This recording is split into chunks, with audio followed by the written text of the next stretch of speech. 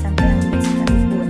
Nah, sebagai contoh artificial intelligence atau AI ini yang sudah marak digunakan adalah ChatGPT.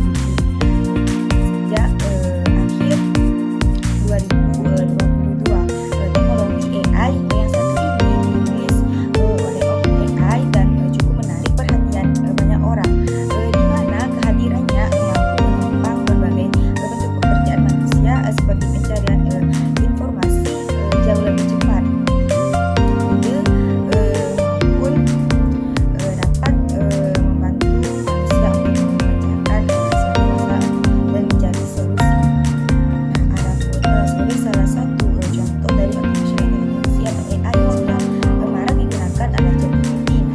Sejak akhir tahun 2022, teknologi AI yang ini dirilis oleh OpenAI dan cukup menarik perhatian bagi banyak orang, di mana kehadirannya mampu menopang berbagai bentuk pekerjaan manusia seperti pencarian informasi jauh lebih cepat, ide maupun membantu mencari referensi tugas akademik. Hal ini semakin menegaskan betapa bergunanya teknologi AI ini dalam kehidupan sehari-hari. Nah, jadi ChatGPT tadi merupakan salah satu contoh dari AI tadi berbentuk asisten virtual. Nah, di mana teknologi ini mampu membantu sejumlah pekerjaan sehari-hari, layaknya ide, mengumpulkan informasi serta membantu mengerjakan konten teks. Nah, tidak heran jika AI menjadi andalan banyak orang karena sejumlah manfaat yang ditawarkan. Nah, jadi kecerdasan buatan atau artificial intelligence AI ini adalah mengalami perkembangan pesat dalam beberapa tahun terakhir dan memiliki dampak yang signifikan dalam berbagai aspek kehidupan, termasuk dalam bidang pendidikan. Nah, dapat diartikan sebagai kemampuan mesin untuk melakukan tugas-tugas yang biasanya memerlukan kecerdasan manusia dalam konteks pendidikan. Nah, AI dapat memberikan kontribusi yang beragam, mulai dari perbaikan dalam proses pembelajaran hingga personalisasi pengalaman belajar. Nah, penelitian ini akan membahas mengenai dampak kecerdasan buatan bagi pendidikan. Nah, jadi salah satu tolak ukur dalam keberhasilan proses pendidikan ialah seperangkat nilai, gagasan atau cita-cita sebagai tujuan yang menjelmakan serta ditanyakan dalam pengetahuan, keterampilan dan tingkah laku, merupakan sebuah ciri sehingga pola latihan yang harus diberikan sehingga peserta didik mampu mencapai tujuan pendidikan tersebut.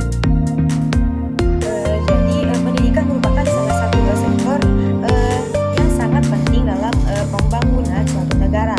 Dengan hadirnya kecerdasan buatan atau AI, pendidikan dapat mengalami perubahan revolusioner dalam hal penyampaian materi, evaluasi, dan pengembangan kurikulum. Nah, salah satu dampak utama kecerdasan buatan atau AI bagi pendidikan adalah adanya personalisasi pembelajaran. Dengan memanfaatkan AI, pendidik dapat merancang pengalaman belajar yang sesuai dengan kebutuhan individu setiap siswa. Hal ini akan meningkatkan efektivitas pembelajaran dan memungkinkan siswa untuk belajar secara lebih efisien. Nah, hal ini sejalan dengan semangat desentralisasi dan peningkatan otonomi daerah yang menguat dari sistem pendidikan Indonesia. Nah, peningkatan peran aktif dari berbagai pihak diharapkan dapat memberikan kontribusi positif terhadap peningkatan mutu pendidikan secara komprehensif. Selain personalisasi pembelajaran, kecerdasan buatan juga dapat digunakan untuk memperkaya pengalaman belajar melalui penggunaan teknologi interaktif. Nah, selain itu juga AI dapat memberikan pengalaman belajar yang lebih menarik dan pembelajaran berbasis game. Nah, dalam hal evaluasi, kecerdasan buatan juga dapat memberikan kontribusi besar. Nah, AI dapat melakukan analisis besar-besaran terhadap data hasil ujian dan memberikan umpan balik yang lebih akurat kepada siswa dan pendidik.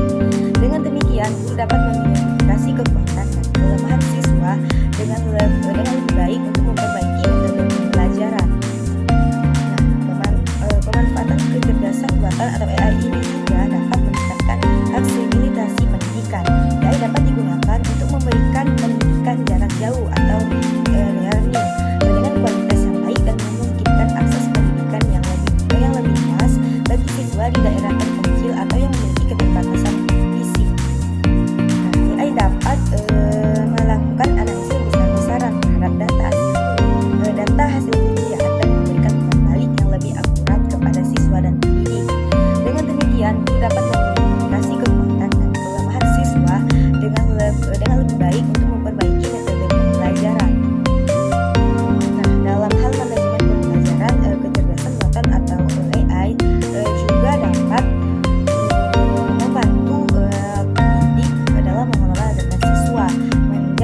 pembelajaran dan memberikan rekomendasi terkait peningkatan kinerja siswa. Nah, AI dapat mengotomatisasi tugas-tugas administratif sehingga pendidik dapat fokus pada aspek-aspek penting lainnya dalam proses pembelajaran. Dari artikel yang saya dapatkan, jadi secara keseluruhan implementasi kecerdasan buatan dalam pendidikan telah membawa dampak yang signifikan. Penggunaan kecerdasan buatan dalam personalisasi pembelajaran dan pembelajaran adaptif memungkinkan penyusunan rencana pembelajaran yang disesuaikan dengan kebutuhan individu siswa, meningkatkan efektivitas dan efisiensi pembelajaran yang disesuaikan dengan kebutuhan individu siswa, meningkatkan efektivitas dan efisiensi pembelajaran. Evaluasi otomatis dengan bantuan kecerdasan buatan mengurangi beban kerja pendidik dalam penilaian siswa dan memungkinkan umpan balik yang lebih cepat dan akurat. Namun penggunaan kecerdasan buatan atau AI dalam pendidikan juga menghadapi tantangan dan implikasi etis. Pelindungan privasi dan keamanan data siswa menjadi krusial dalam pengumpulan dan pengolahan data. Nah, perlu diupayakan agar sistem kecerdasan buatan tidak menghasilkan hasil yang bias atau diskriminatif dengan memperhatikan representativitas dan kebebasan dari bias dalam data yang digunakan. Nah, selain itu pendidikan juga mengalami perubahan, di mana adaptasi dan perkembangan keterampilan baru dalam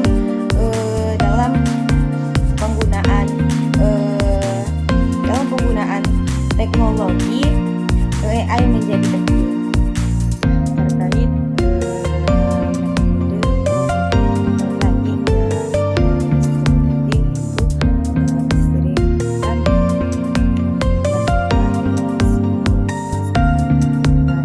pembelajaran melibatkan berbagai metode yang dapat diterapkan untuk meningkatkan pemahaman siswa terhadap materi yang melibatkan konsep-konsep dari berbagai disiplin.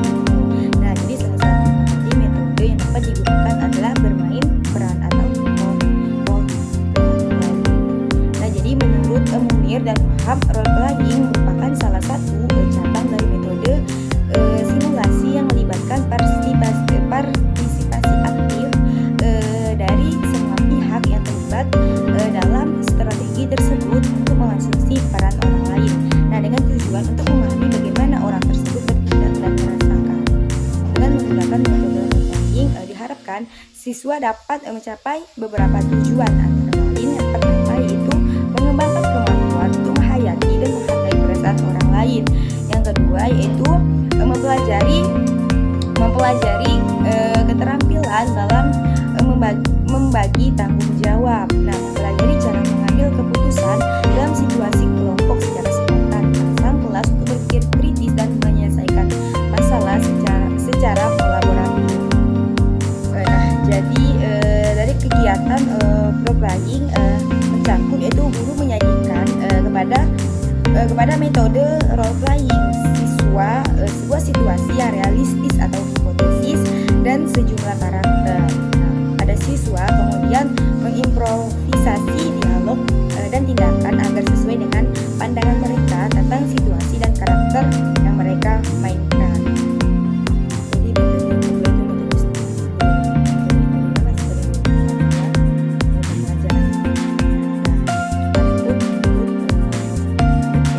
cerita atau kisah sebagai suatu metode pendidikan yang mampu mempunyai daya tarik yang menyentuh perasaan seseorang. Nah, Islam menyadari sifat alamiah manusia untuk menyenangi cerita dan menyadari pengaruhnya sangat besar pada perasaan. Oleh karena itu, Islam menyuguhkan cerita atau kisah untuk dijadikan salah satu metode dalam proses pendidikan. Terdapat banyak cerita atau kisah yang ditampilkan dalam Al-Quran, semuanya dapat diambil hikmah dan pelajarannya. Adapun hanya itu menurut Nur Hasanah Abadian. Nah, bahwa metode cerita adalah pendidikan dengan membaca sebuah cerita yang mengandung pelajaran baik. Dengan metode ini, peserta didik dapat mengenal cerita atau kisah yang diceritakan oleh guru. Nah, kemudian mengambil pelajaran dari